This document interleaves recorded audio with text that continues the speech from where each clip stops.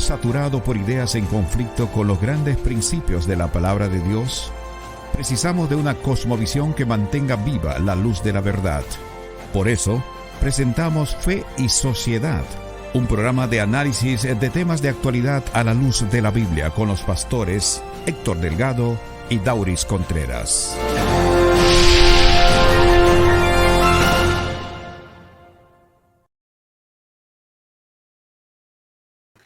Bienvenidos amigos a esta nueva entrega de su programa Fe y Sociedad. Un saludo afectuoso a los fieles oyentes de Radio Esperanza New York y a todos aquellos amigos y amigas que nos siguen a través de las diferentes plataformas sociales. Bienvenido, Pastor Contreras.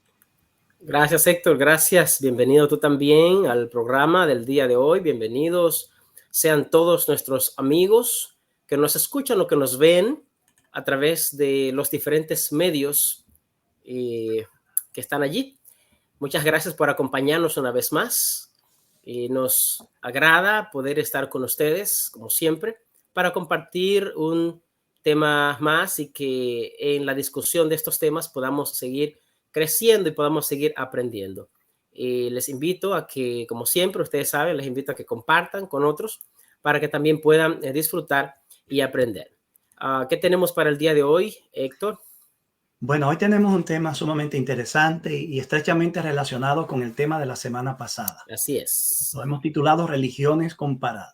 La semana pasada vimos la religión como un fenómeno humano, como una realidad humana. Hoy vamos a hablar un poco más sobre este tema, pero desde una perspectiva ya un poco diferente, mirando una comparación, por lo menos resumida, como tanto el tiempo nos lo permita, de lo que son las religiones en el mundo. Me gustaría formular algunas preguntas que quizás nos ayuden a nosotros a entender el tema que vamos a tratar hoy. ¿Por qué existen tantas religiones? ¿Y por qué es tan importante estudiar este fenómeno? ¿Qué diferencia, si es que la hay, entre el cristianismo bíblico y las demás religiones? Y una pregunta que nos acerca mucho al tema o al corazón del tema de hoy es: ¿cuál es la singularidad diferente a otros líderes religiosos del fundador del cristianismo? Así que ese es el tema que tenemos para hoy. Este tema, Héctor, es un tema muy amplio. Así es. Mira, ni uno, ni dos, ni tres, ni cuatro temas, ni cinco temas sería suficiente para explicar todo y lo que tiene que ver con las religiones, ya que esto es muy, muy, muy abarcante.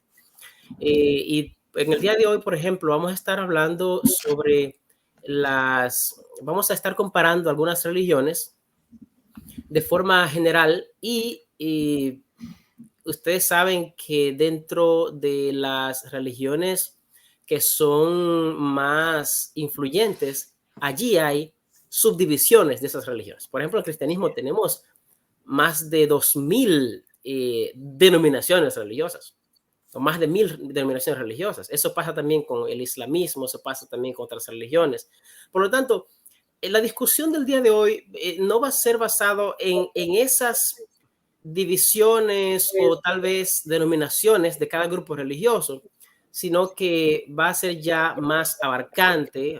Hablamos del cristianismo en general, hablaremos del islamismo en general, del budismo en general y así sucesivamente, porque este tema es bien amplio y yo sé que es mucho el tiempo que puede tomarse. Así es que en el día de hoy vamos a hacer esas comparaciones y ni siquiera de todas las religiones que han existido, que hay, pero más bien de las más influyentes, con también una visión o una perspectiva sobre las religiones antiguas que también influyeron en el mundo conocido.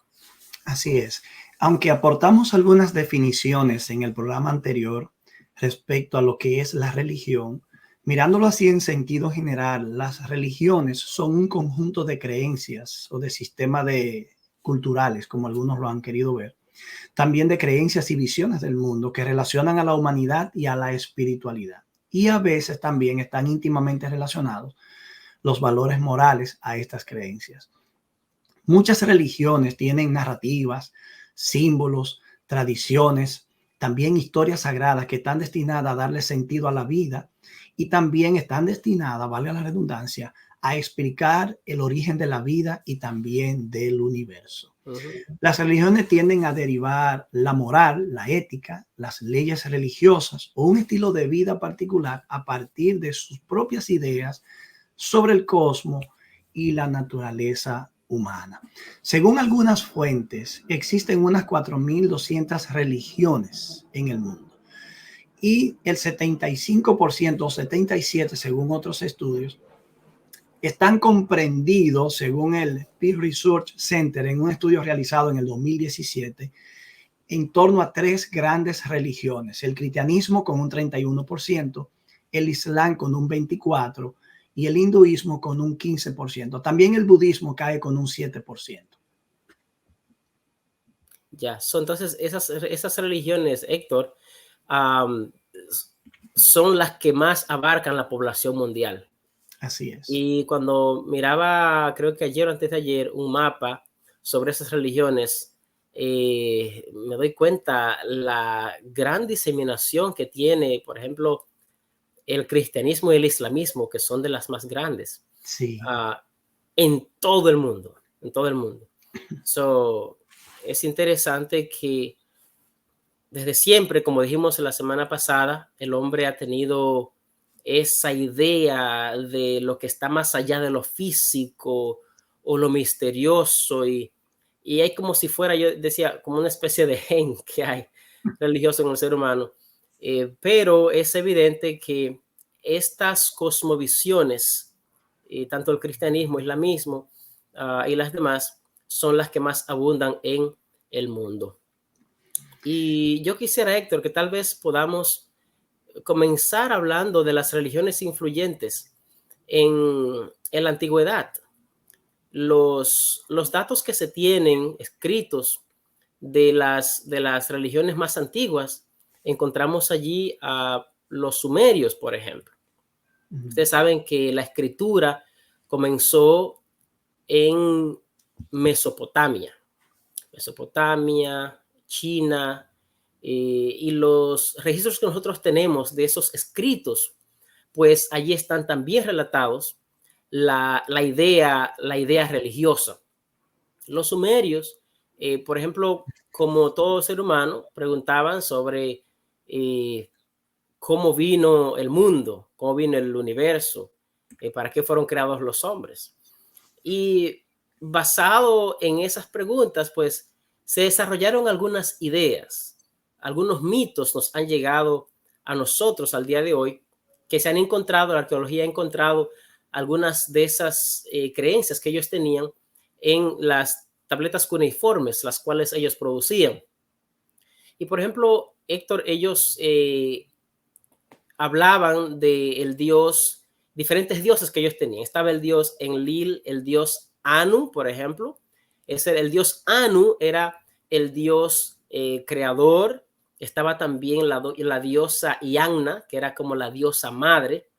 Esos eran los dioses principales que ellos tenían. Y también estaba el dios Enlil, el dios Enki, el dios Utu, y los diferentes dioses que ellos tenían estaban adjudicados a algunos de los fenómenos de la naturaleza o algún instrumento de la naturaleza, sea el sol, sea la luna, sea la atmósfera. Y en una ocasión, allí en Mesopotamia comenzaron a inmigrar algunos semitas. Al momento que ellos inmigraron en tan grandes cantidades que llegó un tiempo en que ellos llegaron a dominar allí a Mesopotamia, y muchas de las prácticas religiosas que ellos tenían, de las historias que tenían, ahora fueron escritas en el idioma de los semitas. El dios Anu ahora fue conocido como el dios El, que lo vemos en la Biblia, ¿verdad? Como el dios El, en el hebreo, solo encontramos. La diosa, por ejemplo, Ianna, fue conocida ahora como Ishtar, y el dios Enlil como el dios Ea. Y muchos de los mitos que ellos tenían, por ejemplo, tenían mitos sobre la creación. Ellos decían, por ejemplo, Héctor, que los dioses crearon a los hombres porque los dioses estaban cansados y crearon a los hombres para que los hombres trabajaran para ellos. Y ellos crearon a los hombres y trabajaron para ellos. O ideas, por ejemplo, como que había una diosa, la cual los dioses, la diosa Mar, los otros dioses la estaban perturbando. Así es que ella se levantó y preparó a alguien para que pudiera pelear contra los dioses que le estaban molestando. Y entonces hubo una guerra y el dios que ganó, entonces ese quedó como el dios principal del panteón. Ese tipo de creencias ellos tenían. Las fuerzas de la naturaleza eran personificadas en los diferentes dioses que ellos tenían. Los hombres fueron creados de la sangre de un dios. Y así, pues, los seres humanos son hechos para que puedan mitigar el trabajo de ellos. En ese contexto, Dauris, es bueno saber que las religiones antiguas de alguna manera tendían a humanizar los dioses. Algunos estudios muestran que la razón por la que el panteón de las divinidades griegas han sobrevivido al tiempo es porque precisamente ellos le dieron como esas características humanas, y a los seres humanos les es muy fácil identificarse con aquello que se parece a ellos. Así es. Incluso William Barclay en una ocasión comentó que es humano eso de adorar a un Dios que se puede ver. Yo incluso me aprendí la frase de memoria porque me impactó bastante. Sí. Pero también ocurre con los griegos. Ellos le atribuían a los dioses esas características humanas, las bajas pasiones humanas, la ira, la rabia, la envidia, el egoísmo. Y algo curioso es que estos dioses podían morir, podían matarse unos a otros. Y en el caso de los súmeros o los sumerios que mencionaste al principio, es muy interesante saber que cuando los egipcios poblaron el Valle del Nilo, heredaron algunos ritos respecto a la muerte y a la condición después de la muerte de ellos. Por ejemplo, los súmeros, cuando un gobernante de ellos, el rey o el gobernante que tenían principal, moría, ¿qué creen ustedes que ocurría? Era desafortunada la suerte de su esposa, sus sirvientes y todos los que estaban alrededor de ellos, porque los enterraban vivos o semivivos para que pudieran garantizar el trayecto de su gobernante, de su líder, al más allá. Así que todas estas cosas han sobrevivido con el tiempo y hoy tenemos atisbo de lo que ellos podían creer y de la manera que ellos asimilaron la naturaleza dentro de su forma de adoración. Sí, en el caso de los egipcios, por ejemplo, ellos tenían diferentes dioses, ya que originalmente los egipcios estaban divididos en diferentes comunidades. Había diferentes comunidades individuales y cada comunidad pues tenía un dios, pero llegó un momento cuando ellos se unieron y entonces esos dioses individuales que tenían llegaron a ser parte del panteón de los dioses y tenían varios dioses. Como el dios Horus, el dios Osiris, Amón de Tebas, Ra o Re, como le llaman. Una de las cosas que ellos creían, los egipcios, por ejemplo, es que los seres humanos, cuando ellos morían e iban al paraíso, para llegar allí había muchos obstáculos, pero para poder librarse de esos obstáculos, entonces había un libro que ellos llamaban el libro de los muertos. De los muertos. El libro de los muertos. Y en ese libro había encantamientos que la persona cuando moría, entonces podía enfrentar los obstáculos con esos encantamientos y llegar al paraíso donde estaba Osiris, que era quien gobernaba ese mundo del paraíso. Cuando una persona moría también, otra cosa que hacían era el rito de la boca abierta. Ellos entendían que el cuerpo fungía como una base del espíritu y cuando la persona, ellos le abrían la boca al muerto ya, porque ellos entendían que el cuerpo debía preservarse y por eso le ponían comida al muerto allí, le ponían el libro para que leyera, Y si una persona moría en el fuego o se perdía en el mar, ellos hacían una estatua de la persona y hacían lo mismo, como si esa estatua sustituía el cuerpo de la persona. Bien, Eran ideas muy, muy interesantes. bien. En el caso de... Estamos a tiempo, Dario, de una breve pausa y luego entonces continuamos detallando estos aspectos. Adelante. Estás escuchando Fe y Sociedad, un programa de análisis de temas de actualidad a la luz de la Biblia.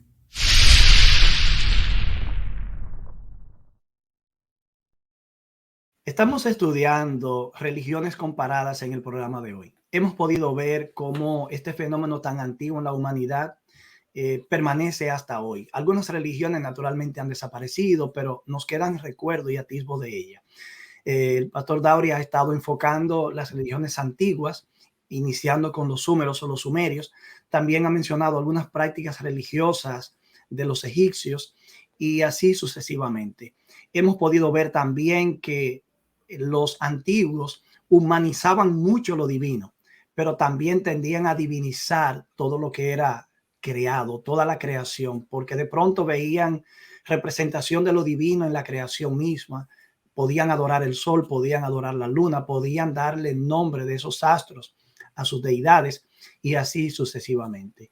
Héctor, yo ¿Perdón? quiero mencionar, hay una segunda parte que vamos a tocar sobre las religiones modernas, pero esas religiones antiguas que fueron bien influyentes, fueron tan influyentes que incluso hasta el día de hoy, algunas de esas prácticas han tomado otras formas. Los cananeos, la región cananea, que es descendiente de la religión semita, de los semitas, ellos tenían los dioses, ya hablé del dios El, que era el sustituto del dios de los sumerios, Anu. Ellos tenían también la diosa Acera, y sus hijos eran Baal, y otra de las diosas que ellos tenían, que era la diosa de la guerra y del amor. Esas religiones, por ejemplo, la religión de Baal, influyó mucho en el mundo oriental. Incluso el pueblo de Israel siempre tuvo una interacción. Y si tú notas en el Antiguo Testamento, la lucha religiosa que hay con el pueblo de Israel es precisamente con este Dios, con el Dios Baal y con toda la religión cananea, la cual Dios le había prohibido al pueblo de Israel que practicara o se mezclara con esa religión. Pero no solamente eso, estos dioses que vienen de los sumerios, los cananeos, ahora con los griegos y con los romanos toman otros nombres. El dios, por ejemplo, la diosa Venus, el dios Zeus, son remanentes. Los dioses antiguos de los cananeos y de los sumerios ahora toman estos nombres que los romanos y los griegos le colocan a esos dioses.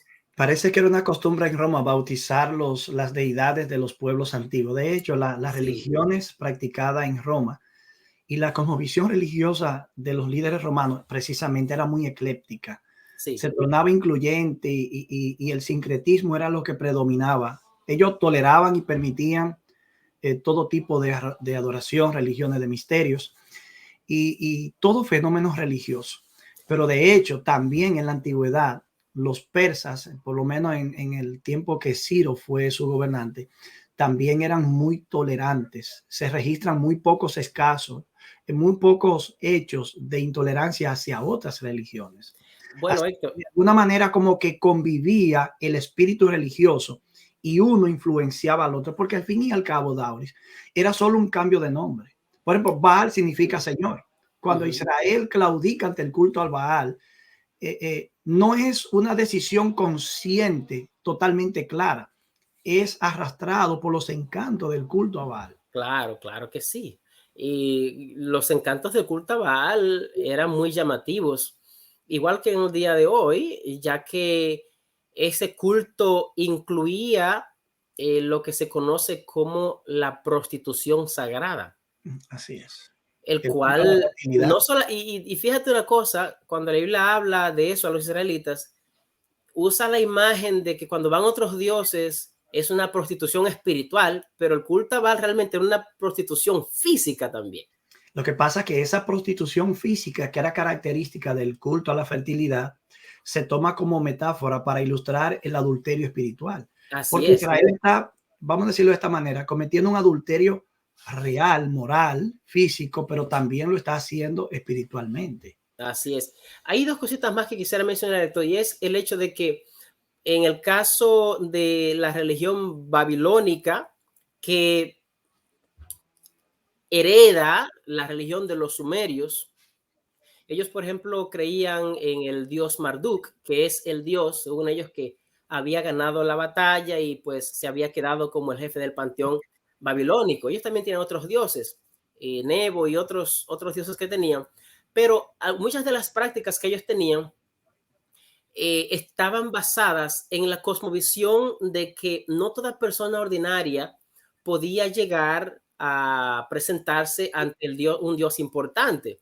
Y por lo tanto, ellos necesitaban mediadores humanos. Mediador humano para que pudiera presentarlo ante ese dios. Pero por otro lado, había personas importantes que llegaban a ser deificadas. O sea, personas que tenían de nombre y importancia llegaban a ser deificadas. Y no solamente eso, ellos no tienen la seguridad del favor del Dios al cual ellos iban. Como no tienen la seguridad del favor de ese Dios, de que ese Dios le aceptaba, entonces se desarrolló la idea de los omens o los augurios.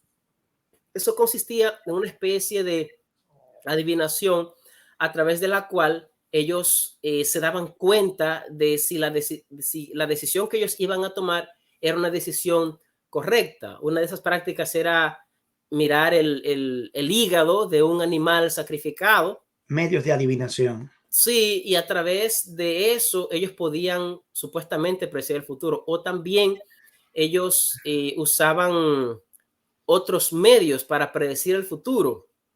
En esa dirección. Las enfermedades de ciertos animales o de ciertas personas también eran omens o augurios que ellos podían ver. En esa dirección han sobrevivido. La arqueología ha descubierto hígados que han sobrevivido al tiempo por los siglos, y se puede ver cómo ellos podían evaluar, estudiarlo, las partes, para determinar de acuerdo a la forma y a las partes el posible augurio. Hay que admitir que, habiendo asumido la existencia de deidades y luego habiendo establecido mediadores humanos, tenía que aparecer un elemento que permitiera conocer la voluntad de los dioses. Claro, y si los dioses no hablaban directamente con todo el mundo, entonces tenían que haber mediadores humanos específicos. Otra cosa es que se creía que los gobernantes podían recibir revelaciones y sueños, como por ejemplo el que Nabucodonosor tuvo, que en lugar de acudir a Daniel en primer lugar, acude a sus sabios y adivinos.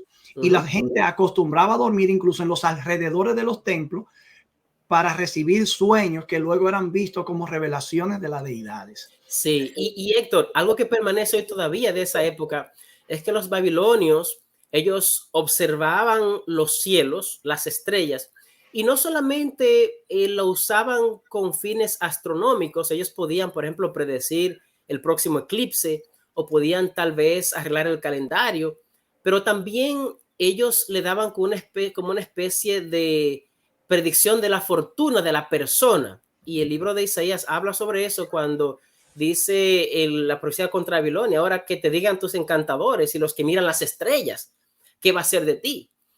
Porque esa es una práctica que se usa en Babilonia y hasta ahora nos ha llegado como el horóscopo, ¿verdad que sí?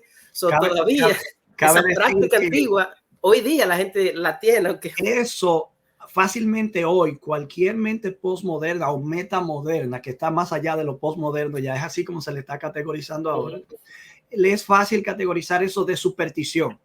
Pero lo cierto es que esas prácticas religiosas y de adivinación eran practicadas por personas eruditas en el mundo antiguo. Los mayores pensadores y eruditos eran los que ejercían esas prácticas también. Así que podemos llamarlo superstición, pero no podemos llamarlos ignorantes, porque eran personas de mucho conocimiento y de mucho saber.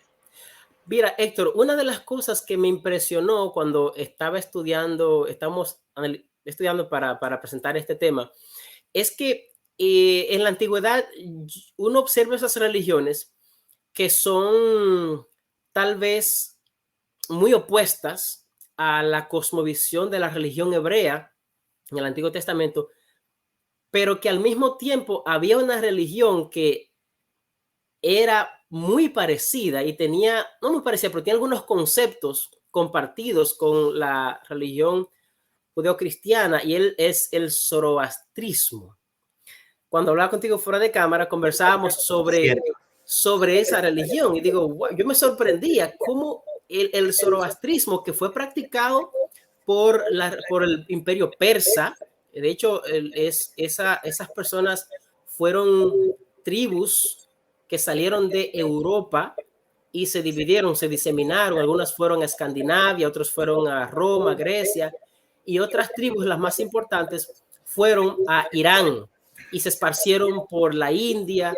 Y el imperio medo-persa adoptó esa religión del zoroastrismo. Y esa religión, ellos tenían un profeta, y ese profeta dio algunas enseñanzas. Él tuvo una serie de visiones, conforme a lo que se ha descubierto, y en esas visiones, pues él comenzó a predicar. Lo que él predicaba fue rechazado por las personas que predicaba, y de hecho, hasta fue perseguido por eso. 10 años después, un primo suyo aceptó las enseñanzas y el zoroastrismo comenzó a ser aceptado por el rey de ese entonces y llegó a ser la religión oficial de todo el imperio persa. De las creencias que ellos tienen, ellos hablan, por ejemplo, Héctor, de una guerra, de una batalla cósmica entre el bien y el mal. Ellos hablan, por ejemplo, de que los seres humanos van a ser juzgados. Cuando se mueren son juzgados, y que también habrá una resurrección. Y habrá otro juicio después de la resurrección. Sí. Los que hicieron lo malo van al infierno, los que hicieron lo bueno permanecen con Dios por la eternidad.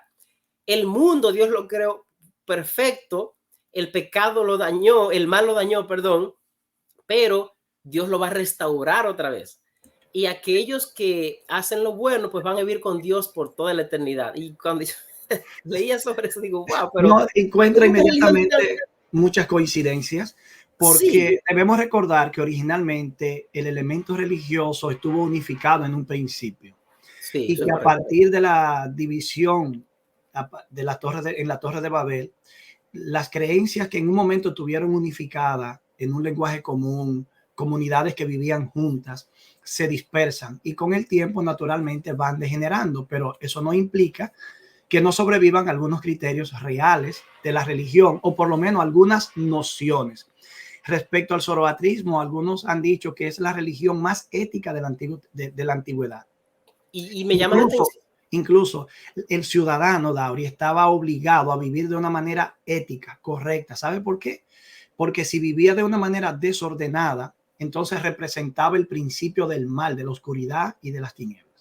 Quizás tú recuerdas la declaración que Isaías hizo en una ocasión donde dice, yo creo la luz y creo las tinieblas.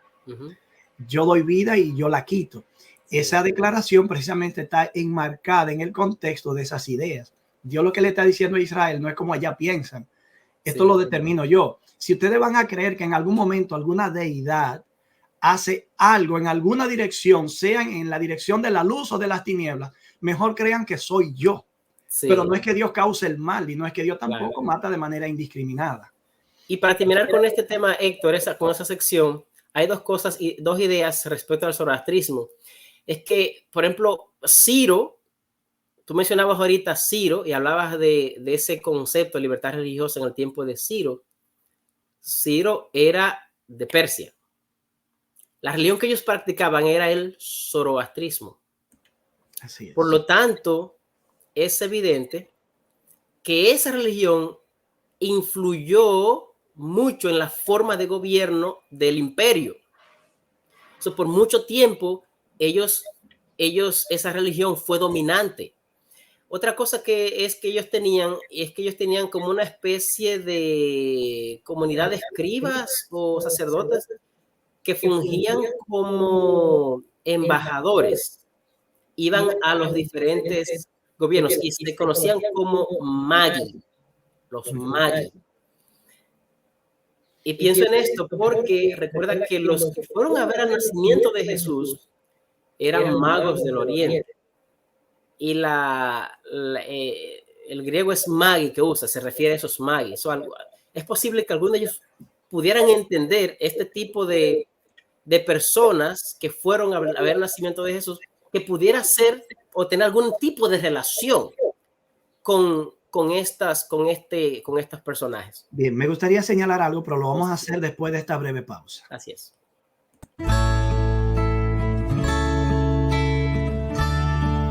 Amados, amémonos unos a otros, porque el amor es de Dios. Todo aquel que ama es nacido de Dios y conoce a Dios. El que no ama no ha conocido a Dios, porque Dios es amor. En esto se mostró el amor de Dios para con nosotros, en que Dios envió a su Hijo unigénito al mundo para que vivamos por él. En esto consiste el amor, no en que nosotros hayamos amado a Dios, sino en que Él nos amó a nosotros y envió a su Hijo en propiciación por nuestros pecados. Amados, si Dios nos ha amado así, debemos también nosotros amarnos unos a otros. Primera de Juan, capítulo 4, versículos 7 al 11.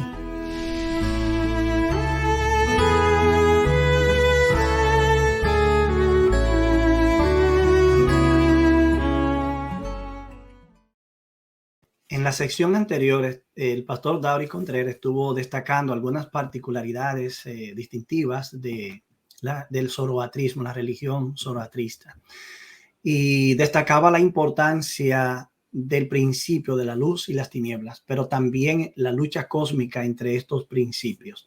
Mencionó el tema de los derechos humanos, cómo afloraron un poco allí. O no, Daury, no recuerdo si ese fue el punto que señalaste, pero... Yo te cité lo que tú habías dicho anteriormente. Ok, perfecto. La religión de Babilonia. Sí, entonces me gustaría decir en esa misma línea, Daury, que los primeros atisbos de la libertad religiosa, que incluso sirvieron de punto de partida para los derechos humanos actuales y los principios de libertad religiosa que el tiempo reciente tiene, parten de algunas declaraciones que están contenidas en el cilindro de Ciro, que han sido traducidos y se ha podido ver los primeros atisbos de libertad religiosa. Otro asunto es que solo en un contexto de una religión tan ética como el zoroastrismo podían esos principios surgir y también emanar el respeto a las demás religiones, que era característica de los persas. Por ejemplo, cuando Ciro conquistaba un reino, una ciudad, lo primero que hacía después de conquistarla era ordenar la reconstrucción de todos los templos. Es en ese contexto solamente que podemos entender por qué en ese tiempo es que está preparada en las condiciones de los 70 años cumplidos, e Israel va a poder encontrar una manera de volver a su tierra. Así que Dios fue creando las condiciones sociales, políticas y religiosas, incluso ética dentro de la religión, para que viniera una mentalidad, un sistema de gobierno que fuera flexible ante las demás religiones e Israel pudiera encontrar una vía de regreso a su tierra. Así es. Así es que entonces, Héctor, vamos a pasar. Todavía hay mucho que podemos decir. Está la religión griega, los romanos, que fueron influenciados también por estas religiones antiguas. Pero tenemos que ir a la segunda parte, Héctor. Así es. Y bueno, la segunda y la tercera parte lo estaremos analizando. Y vamos un poco a hablar ahora sobre las religiones actuales. Las más influyentes. Que son las más influyentes. ¿Cuáles son esas, Héctor? Bien, podríamos hablar del judaísmo, en el contexto de religiones monoteístas, el judaísmo, el cristianismo y el islamismo. Pero también me gustaría señalar que cuando hablamos de religiones monoteístas, generalmente nos limitamos a estas tres que acabo de mencionar. Pero es interesante saber que el sijismo, que es considerada la quinta religión más influyente del mundo, también es monoteísta. De hecho, es una religión del estado indio, fundado por una persona llamada Guru Nanak en el siglo XV. Y se desarrolló en el contexto de un conflicto que hubo entre las doctrinas del hinduismo y del islamismo en los siglos XV y al XVII. Así que ese contexto sirvió para que la quinta religión más influyente todavía hoy surgiera, y es interesante que igual que el judaísmo, cristianismo, islamismo, también es una religión monoteísta. Otra que podemos mencionar tiene que ver con el hinduismo, el budismo, el taoísmo, el sintoísmo y así sucesivamente, pero estas son las que generalmente comprenden mayor cantidad de seguidores y tienen una presencia prácticamente global. Bueno, tú mencionabas las estadísticas al principio, Héctor, y Sí. decías que el 75% de la población mundial está concentrada desde el punto de vista religioso en esas 4 religiones, que son el cristianismo, el islamismo, el hinduismo y el budismo. Bueno, estamos hablando de que si somos 8.000 millones de personas, el 75% serían unos 6.000 millones de personas. Por ejemplo, el cristianismo tiene actualmente 2.300 millones y pico. El islamismo casi 2.000 millones. El hinduismo tiene 1.200.000. Sin denominación alguna en el mundo tenemos 1.105 millones. El budismo tiene 391 millones. Wow. Por ejemplo, el sijismo tiene de 500 a 530 millones de seguidores. Y eso es interesantísimo, que de hecho una tabla comparativa que consulté sobre eso ni siquiera lo mencionan, no lo tomaron en cuenta. Tremendo. ¿Y sabe algo interesante, Dauri, del sijismo? Creen que todos somos lo mismo. No hay un ápice de violencia en sus declaraciones. Apoyan los criterios de libertad religiosa, el derecho a los demás, la tolerancia a todo lo que no es su propia creencia. Así que tiene mucho poder de atracción esta religión y por eso pasa a colocarse en la quinta categoría de religión más influyente en el mundo. Yeah. El hinduismo es una de las religiones más antiguas, déjame decirte, Héctor. Incluso está catalogada como más antigua que el mismo judaísmo. Y es una religión que surgió en el Valle del Indo, al sur del Asia. Allí surgió esta religión, es una religión bien antigua. De hecho, eso es lo que ellos creen, Dauri, que es su religión más antigua. Ellos la llaman la religión eterna. Oye eso. Interesante. ¿Cuáles son las principales creencias de esta religión? Las principales creencias de esta religión está lo que se llama el samsara. El samsara dice que todas las criaturas reencarnan repetidamente. Hasta a menos, que ese ciclo de reencarnación pueda ser roto por lo que ellos llaman mosca, que es la liberación. Esa es una de las creencias que ellos tienen. Todas las criaturas, todo lo que vive, reencarna en alguna cosa. Y de hecho, Héctor, esa reencarnación, en el caso de los seres humanos, está relacionada estrechamente con la conducta de cada ser humano. Y las reencarnaciones en cosas inferiores, pues, está relacionada con qué tipo de vida tú viviste. Es una especie de castigo. Perfectamente. Incluso algunos hablan de cientos de miles de reencarnaciones. Es un ciclo de vida y muerte interminable.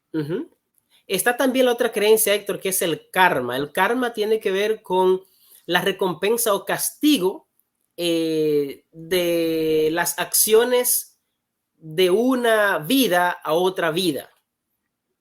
Por ejemplo, como decía yo ahora mismo, si tú, por ejemplo, Héctor, fuiste un hombre malo, maltratabas a tu esposa, era una persona que abusaba de la gente, tú eres un hombre bueno, Héctor, yo solamente estoy diciendo... Bueno, te iba a decir eso, David. Toma otro ejemplo, porque lo que dijiste después complica bastante. Está bien.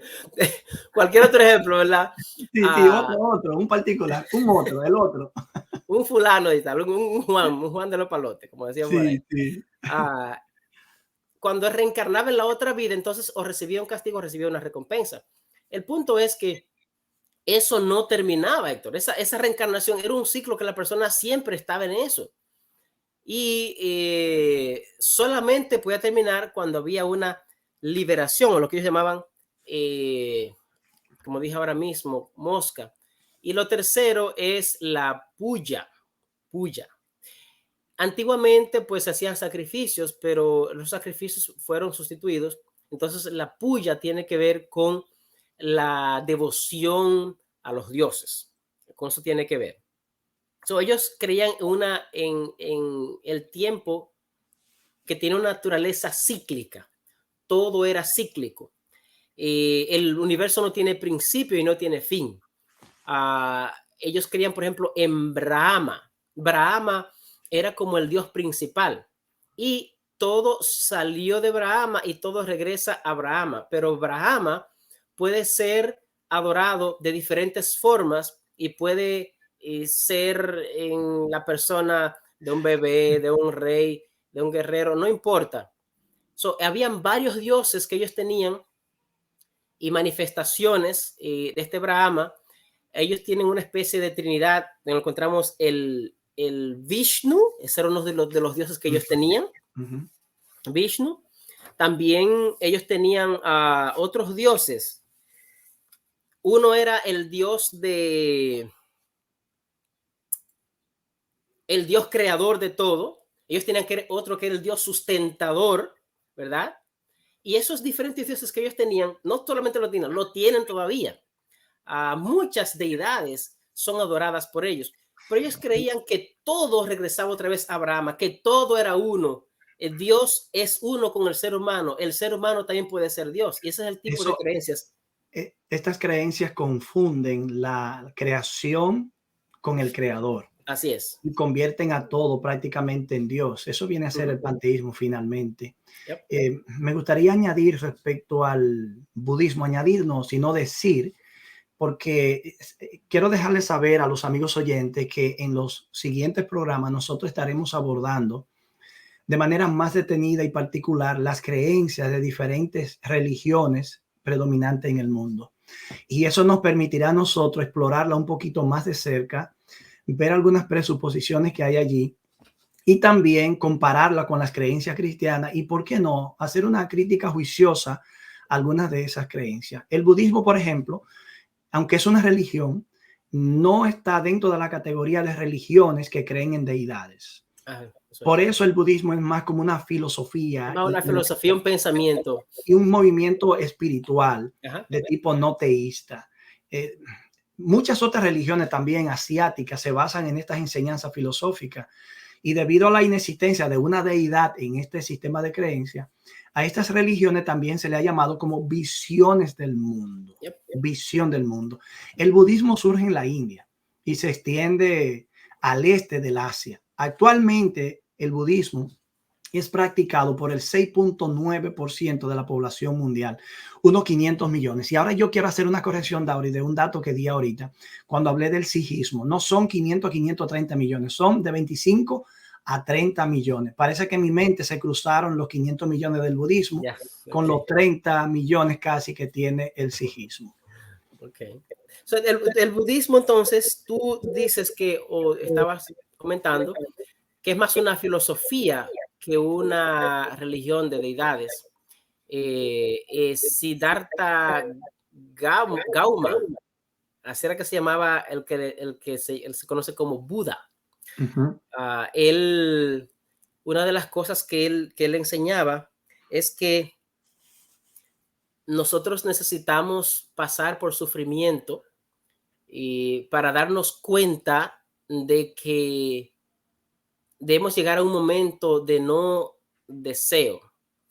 Él hablaba de que hay que alcanzar el nirvana. El nirvana es más bien llegar a un punto cuando tú no deseas nada, cuando tú te despojas de todo y tú alcanzas ese nirvana a través de la meditación. En la meditación tú alcanzas a tener ese nirvana, un momento que ya tú no deseas nada y tú estás libre de los deseos de la carne, de los deseos que alguien puede tener. Y esa es la mayor iluminación que alguien podría encontrar. El iluminado, precisamente, eso es lo que significa. Así es. Este era uno de los que él presentaba. Él hablaba de esto. ¿Cuáles eran los principales, la forma de liberarse?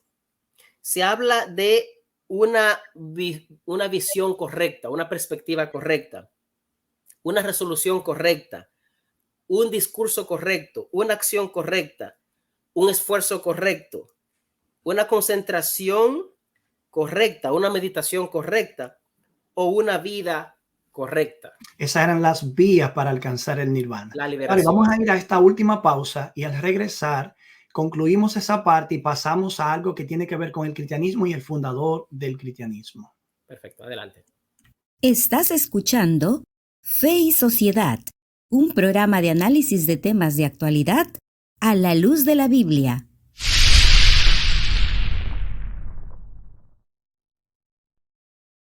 Como nuestros amigos oyentes han escuchado, hemos estado enfocando diferentes aspectos y creencias así resumidas, bien condensadas de diferentes religiones o visiones de la realidad, de la vida y de las deidades, o algunos criterios filosóficos como el budismo.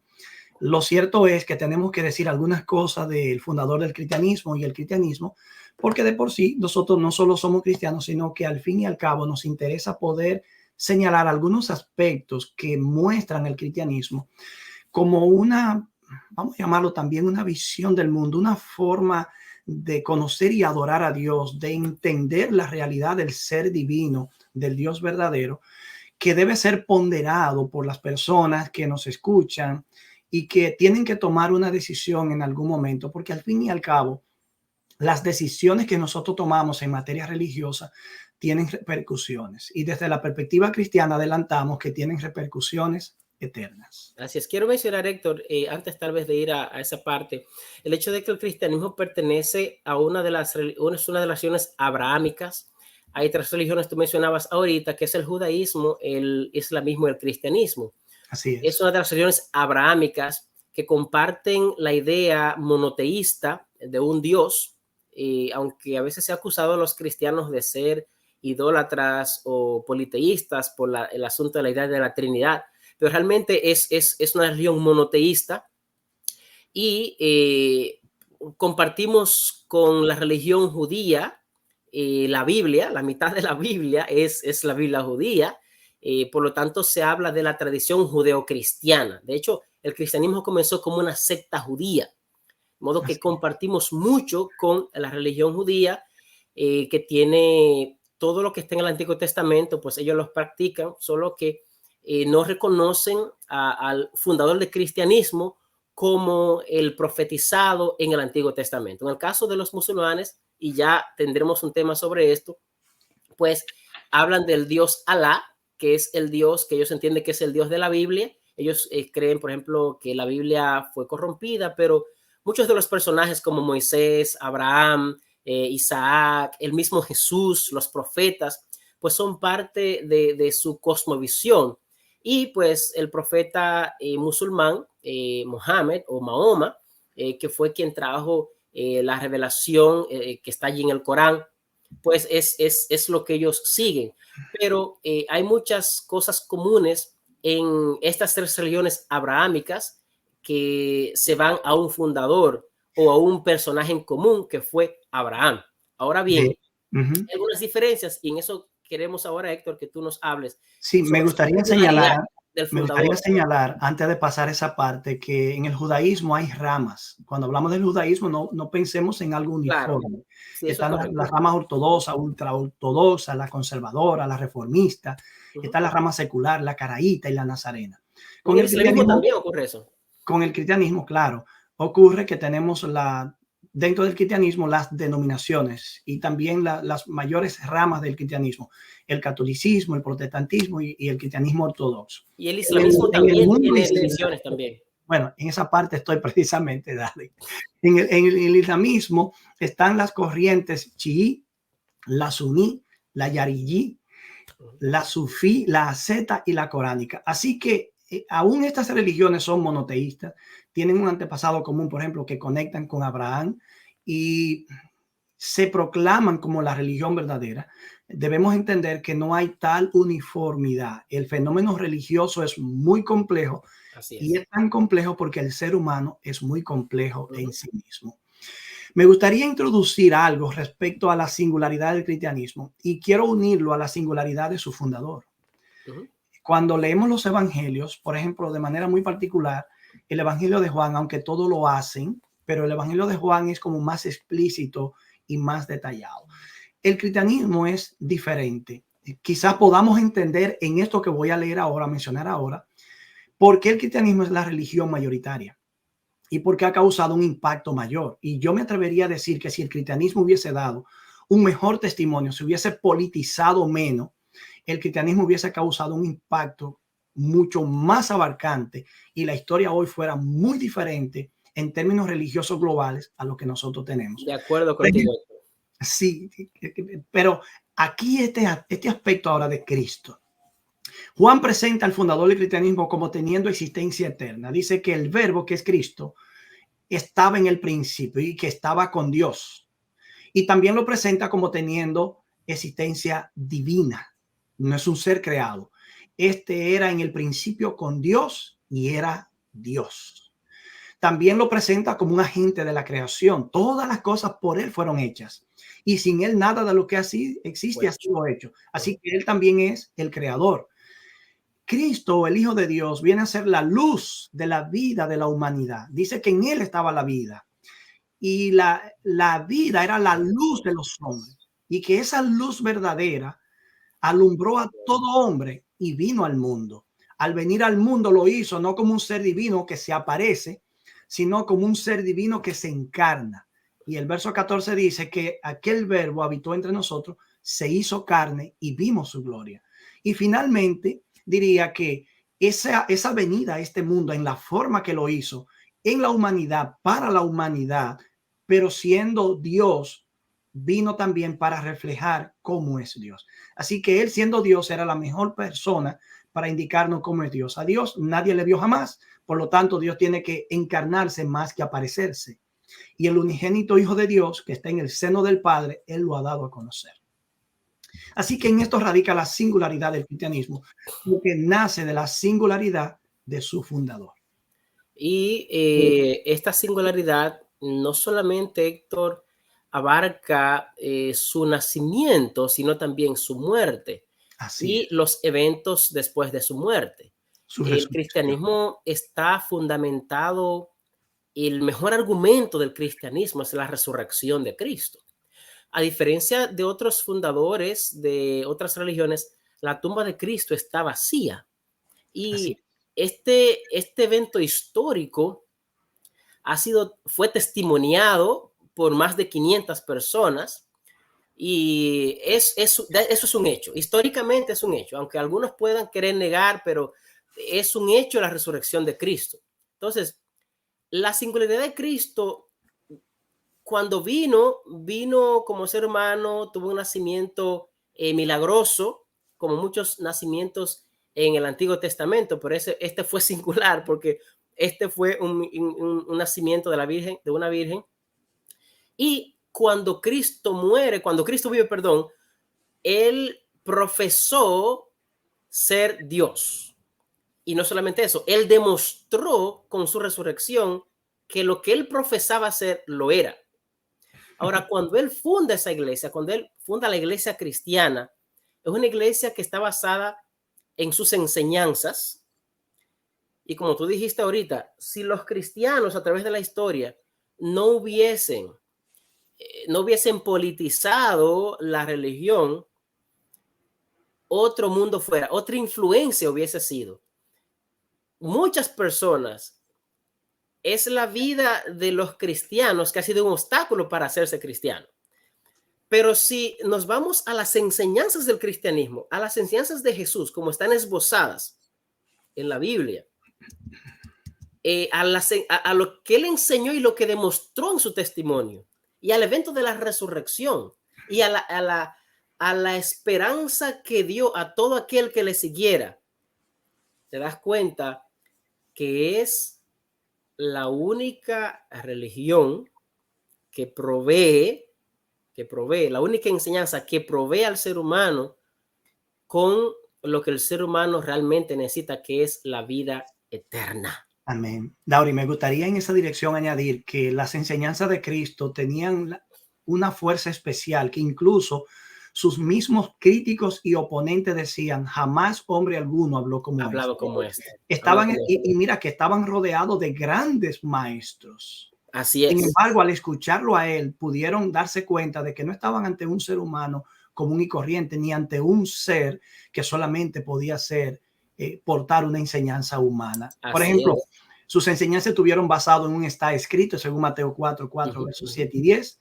En Mateo 26 dice, como está escrito, porque está escrito. Así que Cristo iba fundamentando en una autoridad muy superior. No quiere decir que su autoridad no lo fuera, porque luego también encontramos que en Mateo 5, por ejemplo, Cristo dice, ustedes escucharon que fue dicho, pero yo le digo, también a ustedes les fue dicho, pero yo os digo que, de manera que Cristo iguala su enseñanza particular, que renueva verdades antiguas, que sustituye elementos religiosos y de práctica religiosa con nuevos criterios religiosos establecidos por él. Inicia basado en las creencias antiguas, inspiradas, pero también basada en su propia autoridad. Recuerden que en una ocasión Cristo dijo en Mateo 24:35 que el cielo y la tierra pasarán, pero sus palabras nunca pasarán. Y en eso recuerda Isaías 48, que dijo que la palabra de Dios permanece para siempre. Así que él iguala la autoridad de su palabra a la autoridad divina de su Padre. Y en Juan 5:24 dice que el que escucha su palabra y cree en él tiene vida eterna. Amén. Y aquí, David, quizás encontramos la diferencia más abismal entre Cristo como líder de la religión cristiana y los líderes de otras religiones. Yo no conozco ninguno que haya dicho, cree en mí, tú tendrás vida eterna. Sí, es una decisión muy radical. Es una forma de salvación, no a través de meditación o procesiones o hechos éticos, comportamiento ético. Es una salvación que viene por pura gracia, solamente a través de un acto de fe, que al fin y al cabo la fe no es más que una respuesta a lo que él ha hecho por nosotros, y que la fe viene a ser también un don de Dios, y no hay gloria humana aquí que opere en este medio. Yo quiero terminar, Héctor, mi parte diciendo que todas las religiones tienen cosas positivas en cuanto a la vida ética, en cuanto a la vida como ciudadano, como ser humano. Así es. Ahora bien, nosotros debemos respetar a todo el mundo con su idea religiosa que pueda tener, pero no todos los caminos conducen a la salvación. Así es. Cristo dijo, yo soy el camino, la verdad y la vida, y nadie viene al Padre si no es por mí. Cristo es el único camino a la salvación real. Que tú puedas entender esto y que puedas experimentar eso en tu vida y que puedas obtener el fin de lo que buscas y de lo que yo busco, que es la vida eterna. Bien, pues yo me despediría diciendo que en el respeto que otorgamos a otros es el mismo respeto que esperamos de regreso. Sí. Y en ese respeto interactuado, vivido y compartido, podremos seguir dialogando sobre nuestras diferencias y algunas similitudes, pero también podremos mostrar la singularidad de nuestra fe y que realmente te abre una puerta ancha y espaciosa, como dijo Pablo, para que encuentres, no a través de ritos y ceremonias, aquello que de pura gracia Dios te está dando y que no te pide nada más que una respuesta de aceptación. Amén. Que Dios pueda bendecirle a todos ustedes y al mismo tiempo recordarle que si tienen alguna pregunta, quieren que compartamos algún material con ustedes y quisieran que pudiéramos tratar un tema particular así de corte social, pero también religioso, puedan escribirnos a feysociedad7@gmail.com, feysociedad7@gmail.com. Será entonces hasta la próxima entrega. Hasta la próxima. Hasta la próxima entrega. Que Dios te bendiga.